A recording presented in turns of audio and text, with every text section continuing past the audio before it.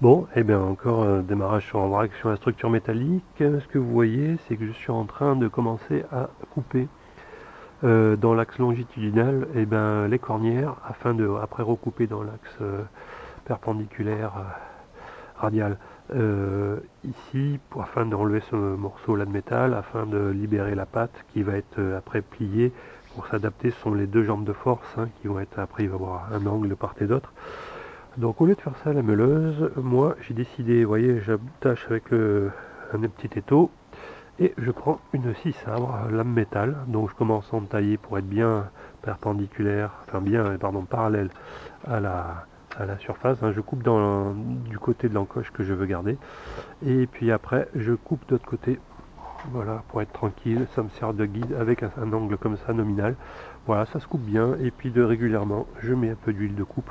Et écoutez, moi j'aime bien cette technique parce que je la trouve moins chiante que la meuleuse et puis ça va quasiment aussi vite et puis ça fait pas d'étincelles partout, etc. Donc non, c'est pas si mal que ça. Voilà, j'ai mis un peu, donc je vais, comme je vous ai dit, alors ce côté là c'est un peu plus chiant mais bon on est fait. Donc pour être sûr d'être parallèle, je commence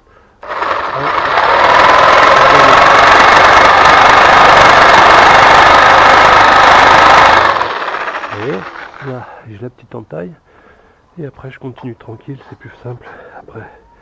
Voilà, une fois que j'ai fait, là je peux être bien parallèle.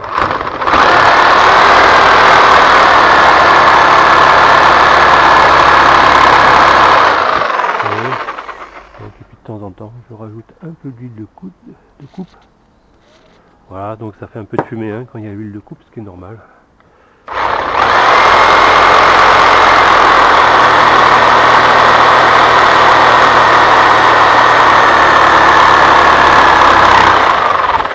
Voilà, vous voyez la progression, donc et puis il faut que j'aille à peu près par là.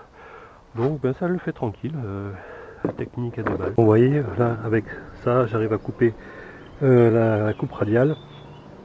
Donc ça se fait bien, avec un petit morceau d'une cale en bois pour éviter que ça soit déséquilibré. Et de l'autre côté, voilà, donc les pattes sont faites, et puis j'en ai encore 11 à faire comme ça. Allez, on va s'en couper une petite, et on commence.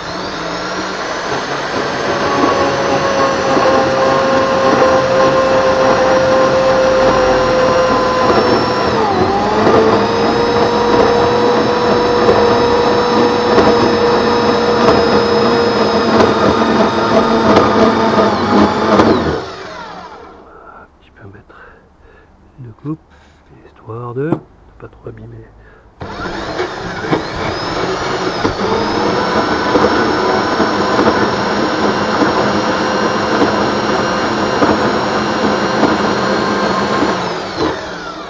Alors pour ce côté là, il faut renverser juste pour la dernière partie. Voilà, transversale, oups, la petite cale qui va bien. On se recale dessus.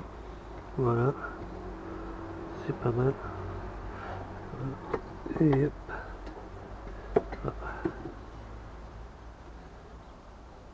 Voilà. Toujours pas.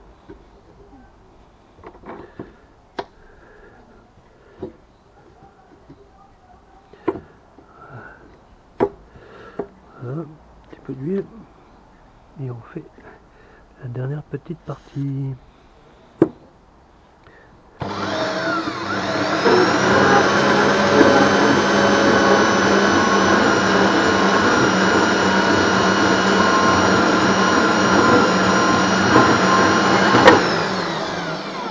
Et voilà, bon, l'autre côté c'est un peu plus simple en fait. Alors, traçage au laser de ma ligne de départ.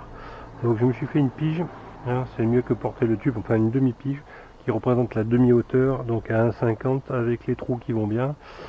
Et donc du coup, ça va me permettre de caler après aux différents endroits les choses, voilà, sur la ligne. Donc après je alignerai avec le laser pour la verticalité. Mais bon, vous avez compris, du coup, c'est beaucoup plus simple après pour tracer mes trous, là, pour percer. Voilà, je m'arrête à peu près à 2 ou 3 cm, voilà. Donc ça suffira. Voilà, une petite corde qui va bien, et puis il faut bien voir les traits de laser. Bon, vous voyez, je m'amuse avec le laser. Donc une fois que j'ai ma ligne, ma corde du bas, j'ai utilisé ma pige.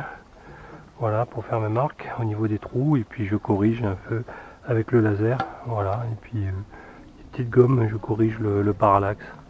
Mais bon voilà, donc là j'ai mes 6 x 4 24 marques de fête, il n'y a plus qu'à percer. Moi, il a fallu que j'attende un peu un début de soirée pour voir un peu ce rayon lumineux. Bon voilà, ben voilà, j'ai percé, donc celle du bas c'est dans le béton, donc j'ai pas besoin de mettre de canule. Et puis là, celle-ci aussi, là c'est directement dans du béton, et même 2 ou 3 ici, j'ai comme mis des canules, mais il n'y a pas vraiment besoin. Donc le reste, ça veut dire que c'est de l'agglo. Ben, je l'ai quand même percé sur les 2 épaisseurs, histoire que ça soit pris sur les 2 parois. Voilà, tiens, un compresseur comme ça fait des appels de 100 ampères.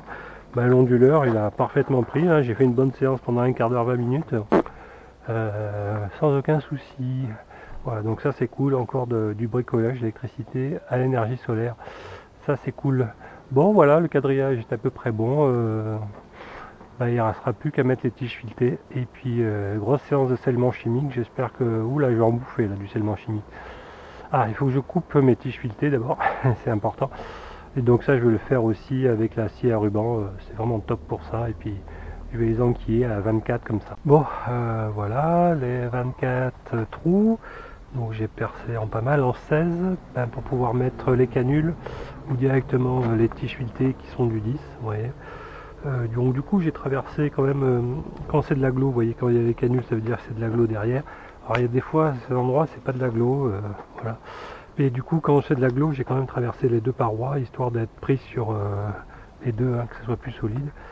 Et ben voilà, une bonne chose de faite, évidemment coupé à la scie ruban, et ben, il me reste à aller coller ça au scellement chimique. Évidemment je vais y aller par rangée et mettre mon guide, histoire que j'aligne correctement les trous, hein, voilà. Au lieu de me porter la barre là, de 6 mètres qui quand même fait son poids, ça sera plus simple pour ajuster les verticalités. Je pense que je vais y aller également, j'ai un petit inclinomètre, voilà, histoire de ne pas être trop de traviole, que je puisse après enfiler les 4 sans trop de problème, même si j'ai percé de plus gros, histoire de me prévoir un peu des marges de sécurité. Bon, et ben j'ai que 2 tubes de scellement chimique, je pense qu'il m'en faudra beaucoup plus. Et ben, je vais aller chercher ça et des boulons en rondelles parce que j'ai rien en 10 en fait. Bon ben j'ai pas eu le temps de finir, voilà, ben, elle est en panne, le variateur de contrôle de vitesse est cassé à 100 balles. Là je suis en tour minimum. Voilà.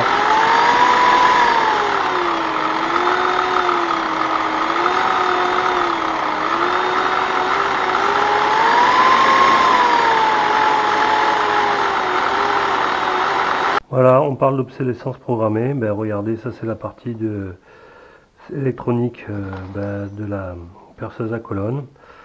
Donc ça c'est le régulateur de tension pour alimenter le laser. Donc on s'en fout, ça c'est l'alimentation générale. Ça c'est pour les boutons d'interrupteur. Mais regardez, bon donc c'est ça le variateur. Alors déjà il y avait un radiateur ici et il a fallu faire sauter un rivet pop. Et donc qui est attaché au triac, donc le fautif il est là, c'est le triac. Donc idéalement c'est juste lui à changer, mais le problème vous voyez c'est baigné dans la résine d'époxy. Bon ben voilà, donc c'est tout, c'est fait vraiment pour éviter que ça soit réparable quoi. C'est lamentable, c'est une pièce qui doit coûter 50 centimes. Je peux pas faire grand chose parce que même si je coupe les pattes que je soude, j'arriverai pas à l'enlever. Bon peut-être par-dessus, je sais pas, ou alors je bricole un truc avec un autre radiateur, enfin bref je sais pas trop. Ah bah oui non mais je peux pas trop parce que ça s'est mis à l'envers, donc j'ai pas trop droit à l'épaisseur. Non je suis in the bab, donc je pourrais changer de variateur mais c'est un gros travail. C'est quand même déconcertant tout ça. Bon et bien je prends chacune des barres, je les ai re-enlevées et je les ponce pour enlever la micro couche de rouille et après acétone pour bien dégraisser. Je peux vous dire que c'était noir de chez noir et pourtant j'en avais passé des chiffons. Donc là l'objectif après c'est de peindre les 6 barres, voilà, nickel, pour que la peinture soit à peu près propre. C'est un peu long mais bon ça le fait, voilà, c'est bien mieux. Allez, la troisième maintenant. Bon je commence à peindre les tubes, voilà, première couche, enfin, pas complète, il manque la dernière face. Voilà, donc bon, ça s'installe et désinstalle facilement, donc ça je suis content. Ça commence à sentir le début de la fin, mais même s'il me reste beaucoup, j'ai pas mal de travaux de peinture et puis de calage.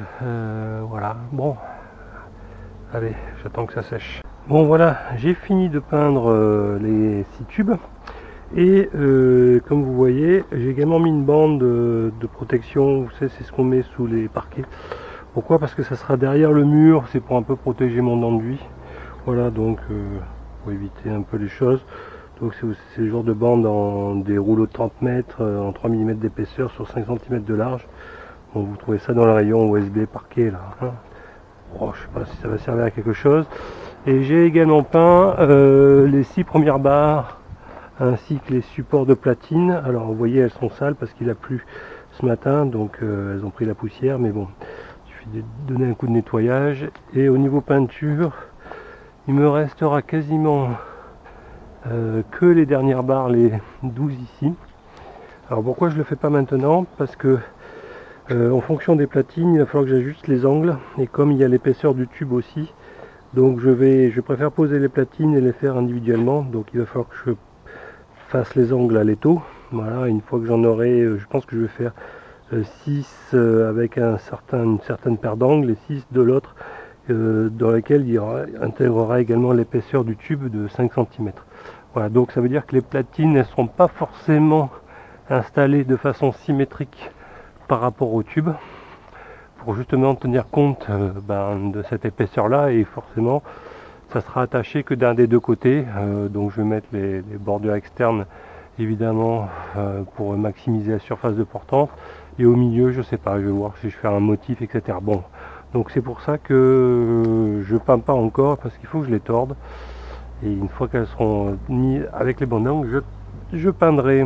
Bon, alors j'ai commencé à préparer les tiges filetées. Là ça va être du 6 pour chacune des platines, donc il y en a 12, ça fait 48. Voilà, j'en ai fait un peu plus de 48, donc sur 7 cm. Et donc c'est pour mettre ces 12 chambres de force, il va falloir que je torde. Et comme je vous ai déjà expliqué, alors j'ai commencé à percer. Donc vous voyez les trous des platines, vous en voyez qui sont que 6. Et je les ai mis du côté où il y a la barre, parce que j'attends d'avoir commencé à fixer pour savoir exactement le décalage. Normalement ça doit être l'épaisseur du tube. Donc là il y a un décalage par rapport à l'axe de 28 cm. Donc ça tombe bien, vous voyez au milieu, ça se chevauche nickel quoi. Donc ça, j'ai un peu de chance à ce niveau là.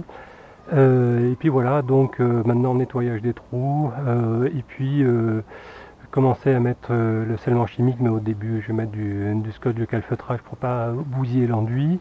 En fait pas mal de ces trous c'est directement dans le béton ou dans la rase, donc c'est pas forcément que dans l'agglo, donc ça c'est cool, c'est au niveau solidité. Voilà, donc j'ai encore du boulot, hein, pas mal de boulot. Bon voilà, j'ai placé toutes les tiges filetées, protégées avec du scotch de calfeutrage. Je suis prêt à faire au scellement chimique. Évidemment, je placerai les platines pour ajuster le positionnement de celles-ci, hein, des tiges filetées, pour que ça rentre bien. Allez, c'est parti pour les 6 premiers. Bon, voilà, donc là, il y a les 12 platines. Alors j'ai pas fixé les deux dernières parce qu'il me manque, dans les 3 dernières parce qu'il me manque les rondelles, donc il faut que j'aille en chercher. Et puis je vais donner un coup de brossage de laver parce que ça a pris un peu l'enduit, voilà, histoire de laver. Donc ça va être pas mal. Il manquera donc maintenant à tordre les barres et faire les premiers essais. Donc j'espère que je ne me suis pas trop planté. Donc vous voyez, il y a une désymétrie par rapport au tube. Donc comme j'ai coupé mes barres en V de même longueur, donc il faut que je rapporte. J'espère que dans mes calculs je vais pas être trop loin. Bon, je vais pouvoir jouer un peu avec l'angle et puis les trous des lumières. Bon, ça va, j'ai un peu de tolérance, ça va. Donc vous avez l'idée, donc il va y avoir 2 jambes de force par montant. Donc j'espère que vous allez voir. Hein, là en fait ça va monter, hein. Et puis il va y avoir les jambes de force qui vont aller prendre, voilà les choses. Donc vous avez compris un peu l'idée. Voilà.